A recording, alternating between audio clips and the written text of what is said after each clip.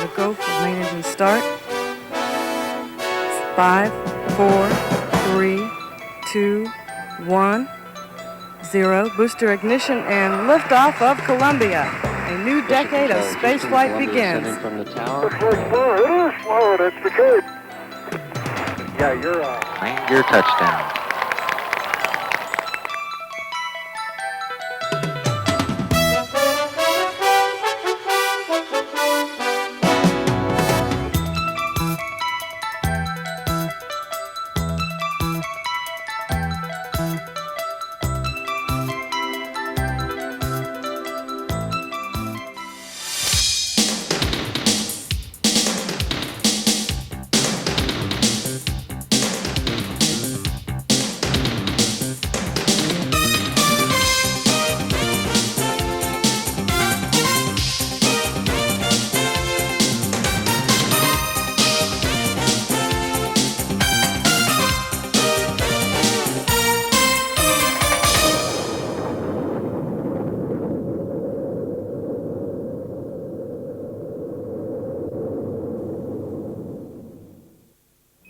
Roger, Atlantis here, go for EVA.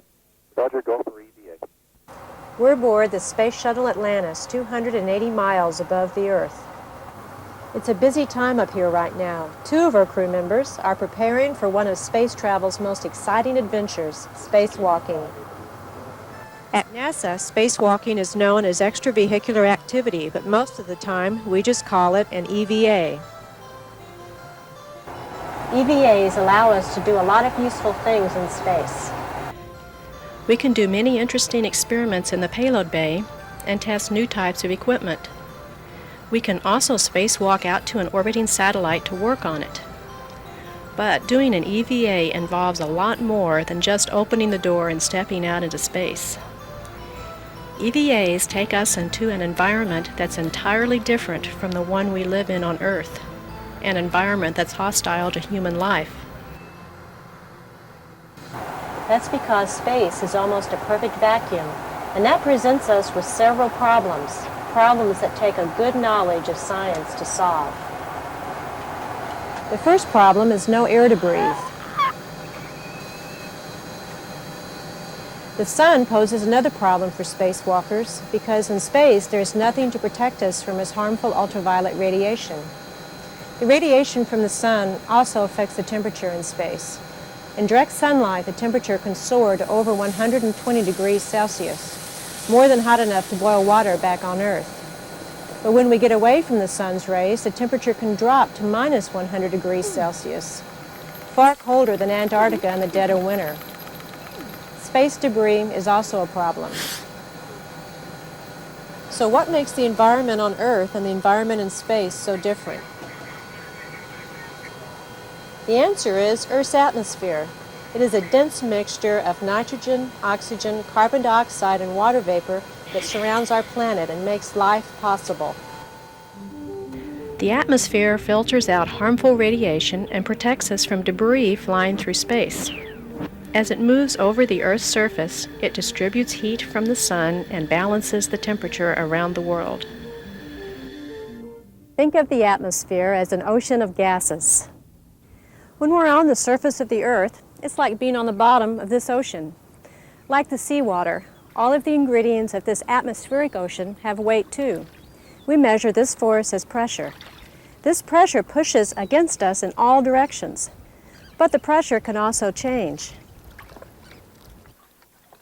Imagine that Jay and Jerry are on the Earth's surface. We'll put Jay in a dive suit and send him to the bottom of the ocean.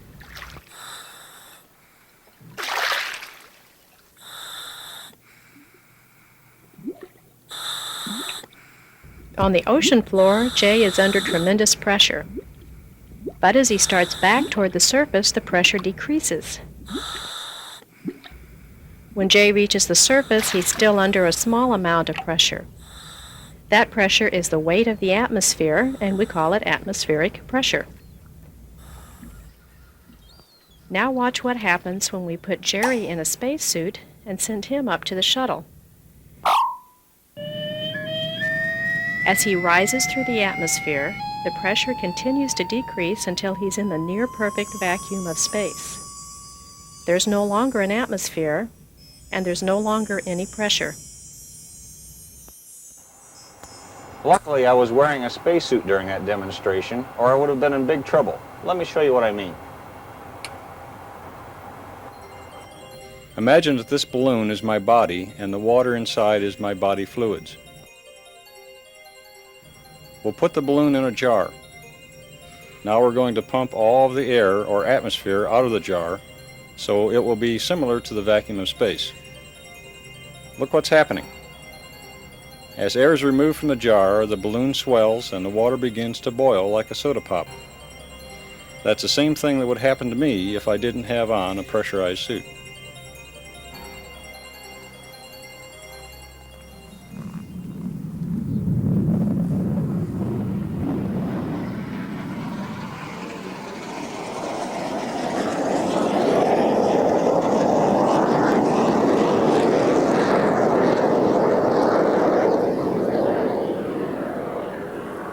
But where did pressure suits come from?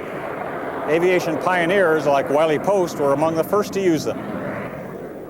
That's because those pilots who wanted to fly at high altitudes had to come up with a way to take their environment with them. Early pressure suits came in all shapes and sizes. And although most of them were stiff and hard to move around in, they laid the foundation for the suits we'd later wear into space.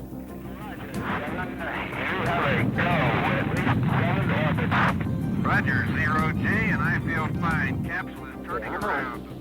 Okay, now, hold straight. Okay, I'm turning over. Okay, stand by. See me yet? Okay, sure does. Oh, there you are. You're right in front, Ed. You look beautiful. I feel like $1 million. It's progressing beautifully. They're setting up the flight now. Nice looking machine. So is yours. One small step for man. One giant Houston. Sure, go for docking. We're about a minute and a half from that. Going in good up here. They're working at a slow, steady pace.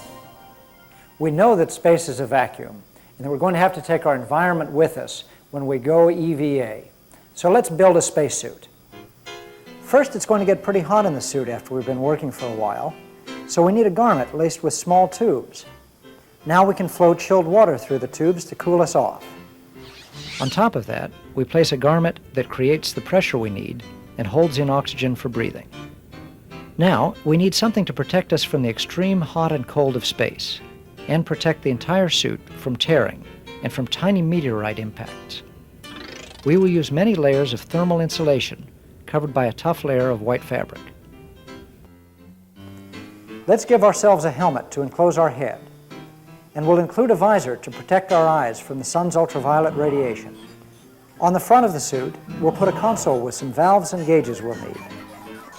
Everything else we'll need, like oxygen tanks, cooling water, batteries, and a radio, we'll put in a backpack called the Primary Life Support System. Donning the suit is just a matter of putting on the pants, just like I'd put on a pair of jeans. Then slipping into the top and locking the two halves together at the waist. Next come the gloves. And finally, the helmet.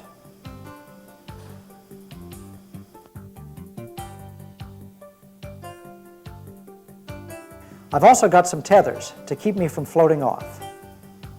And this wrist mirror so that I can read the dials on my life support system. Putting the suit on is not the only thing Jay and Jerry have to practice. They also have to practice working in the suit. And that's done here at the Weightless Environment Training Facility, or WETF.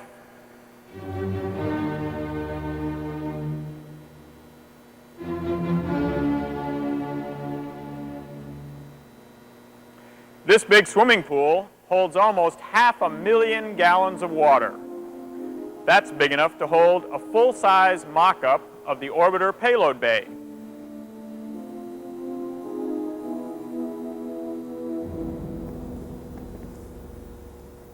Scuba divers are adding weights to Jerry and Jay's suits to make them neutrally buoyant.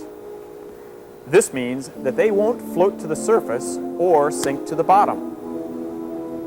The WETF isn't a perfect simulation of weightlessness, but it's the closest we can come to on Earth.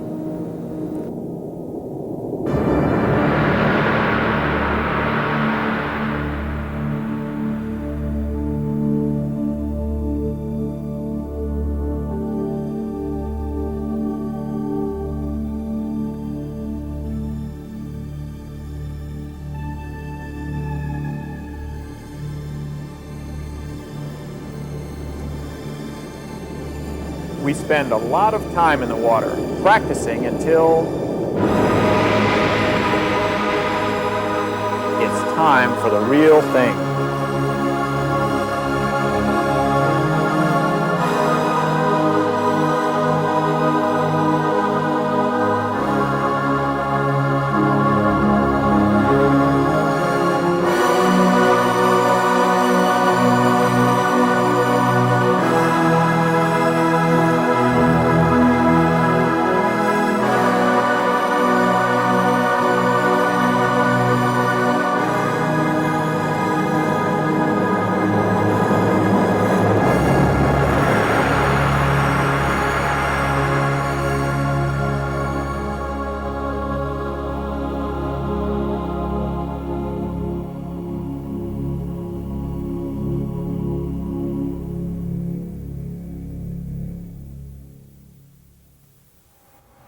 During the next few hours, Jerry and Jay are going to experiment with new ways of moving people and equipment around in space. In the future, we'll be going EVA to service satellites in orbit and to help build Space Station Freedom. Beyond that, people will work on the moon from permanent lunar bases and even explore the surface of Mars. The spacesuit has a big role to play in our use and exploration of space. And as new challenges come our way, we're going to develop better suits. But no matter where the EVAs take us, one thing will always remain the same. As long as humans venture into space, we will always have to take some of our environment with us.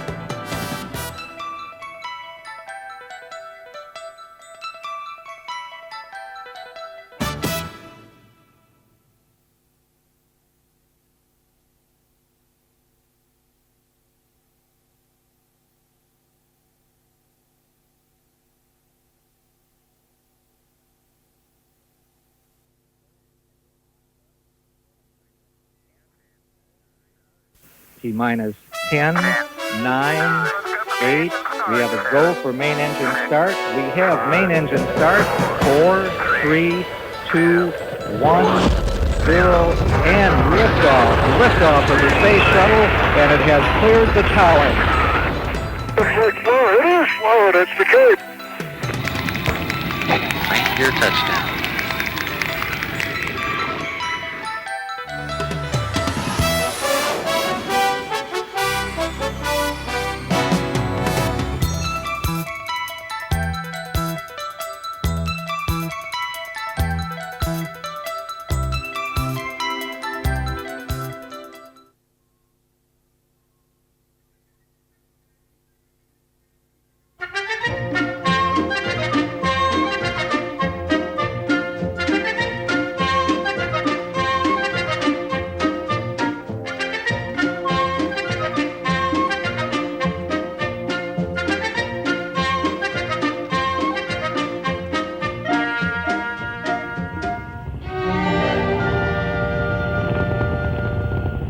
Whoa! There she goes.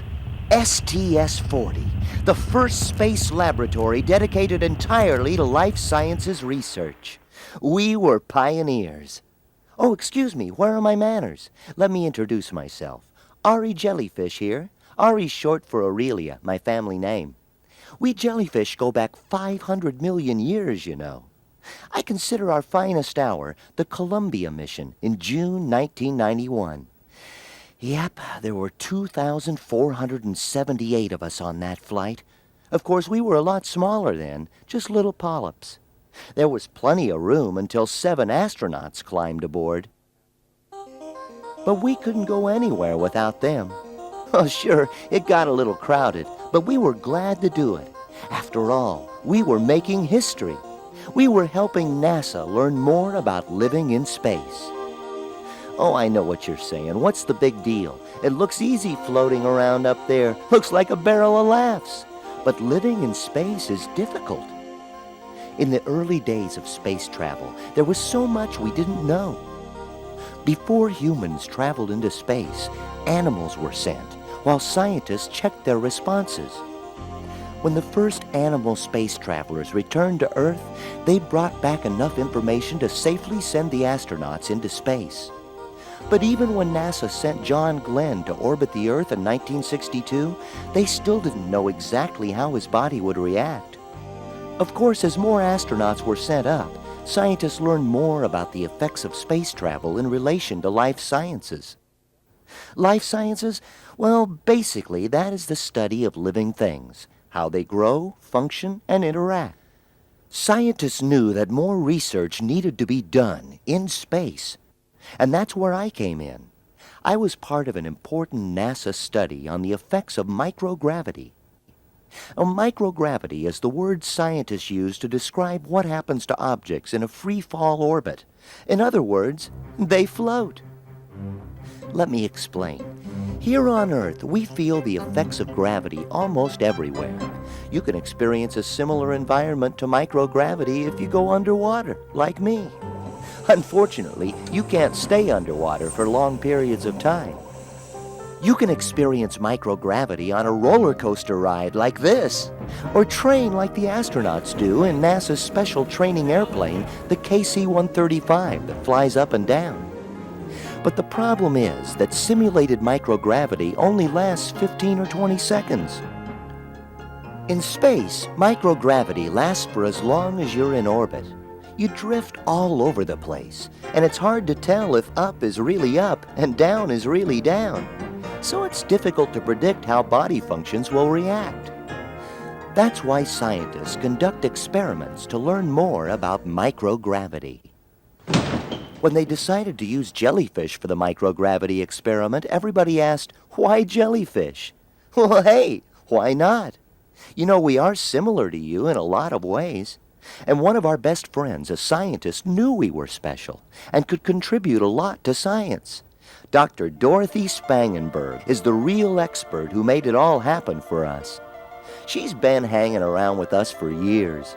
She knows everything about me, raised me from a little polyp.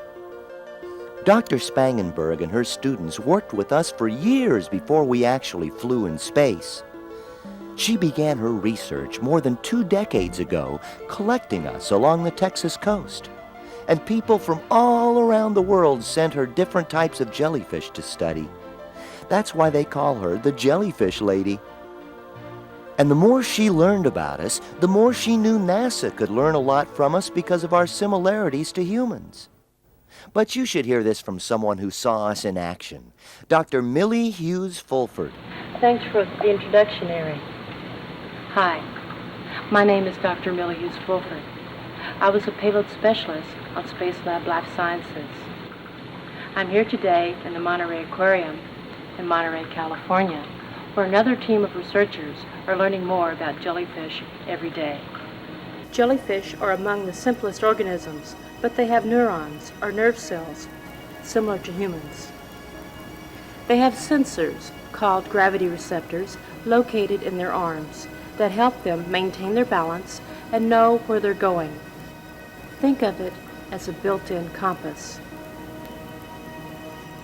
The gravity receptors tell them Up is up, and down is down. Humans have this too. To help us maintain our balance, there are gravity receptors located in our inner ear. Have you ever ridden an amusement park ride that spins you around? When you get off, you feel like you're going to fall down, right? That's because the motion affects your inner ear. Even after you stop moving, fluids in your inner ear keep moving. This makes you dizzy. This type of motion sickness affects astronauts in space as well. By learning more about the development and function of gravity receptors, scientists hope to fight the effects of space sickness. By sending jellyfish up in space, we hope to find out if they would react differently in microgravity than on Earth. Would they know up is up and down is down? And there are even more ways jellyfish help us learn about living in space. Astronauts returning to Earth also suffer from a calcium deficiency. We need calcium to keep our bones strong. Extended calcium deficiency causes osteoporosis, a bone disease, and many gum diseases as well. Each jellyfish gravity receptor has a sac of calcium sulfate crystals, just as our inner ear has calcium-containing crystals. On SLS-1, we wondered if jellyfish would suffer a calcium deficiency too. But these weren't the only reasons the jellyfish were chosen to fly with us. It was their small size that made the difference. We wanted a small animal we could study as it developed in space. Did you know that more than 100 jellyfish polyps can fit on a dime? The jellyfish is also easier to study because it develops in distinct individual phases, from polyp to ephyra, and finally to medusa, the type most commonly seen in the ocean. It takes from 6 to 8 days for a jellyfish polyp to develop into an adult ephyra. And we know it takes 9 months for a human baby to develop, and about 2 years for a baby elephant to develop into maturity. Can you imagine if we filled the orbiter with baby elephants for the study? Holy cow! Or should I say holy elephants? What a mess! We were certainly a lot easier to work with than baby elephants. However, we still needed special preparation for space travel. We underwent months of training with the astronauts. They studied our appearance and development so they would know just what to look for when we were in space.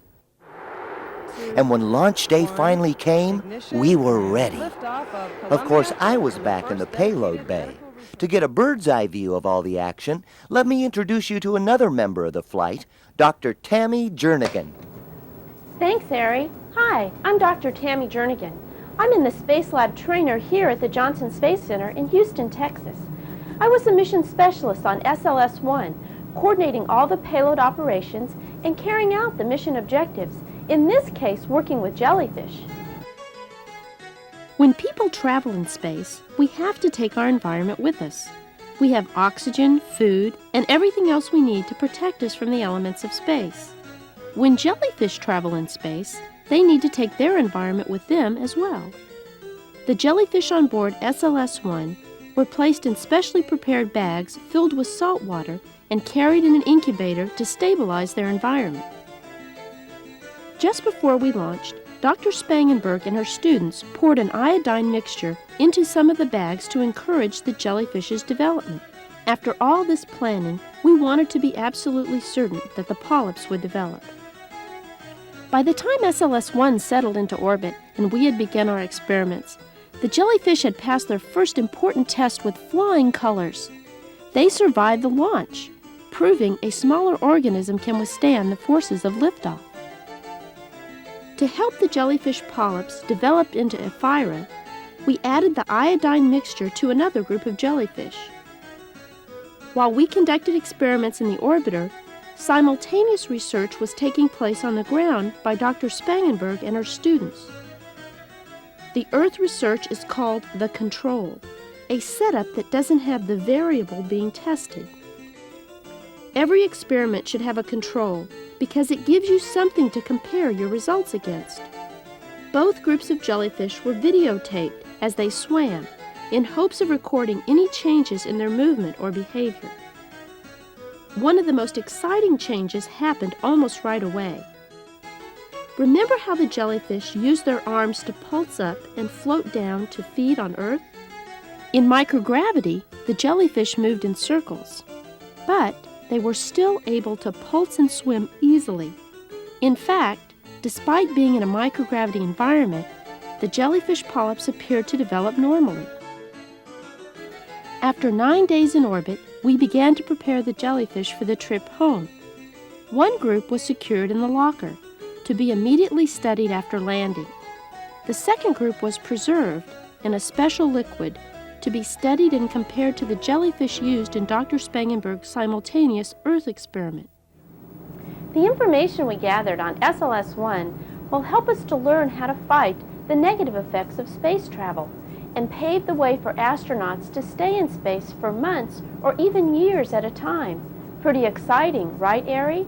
You said it, Tammy. Boy, those 9 days just flew by. But this isn't the end of our story. Once we landed, Dr. Spangenberg spent more than a year studying and comparing us to our Earthbound jellyfish, and her results surprised everyone. After swimming in circles in space, some of us still swam a little funny after we returned to Earth. However, most of us went back to our old ways pretty quickly. Scientists believe that our gravity receptors function differently, which made us more sensitive to microgravity. The exciting news is that we can develop from a polyp to an ephyra in space. When they studied our cells, they found most of us were completely normal. Oh, I hear you. You're saying, hey, what does this mean to me? Well, the more scientists on Earth understand how cells, the basic unit of life, develop, the more they can learn about human bodies and their responses on Earth and in space. They'll also learn more about the human immune system and how it fights diseases. They'll learn more about your body and the amazing things it can do. Just think, we can learn all this from a little jellyfish. It just goes to prove that science is like a puzzle. It takes many pieces to finally get the big picture. This mission was such a success, NASA is already planning to send more jellyfish up in the future. By bringing together more pieces of the puzzle, perhaps one day more of the mysteries of space will be revealed. And my children and you will be there to experience it all.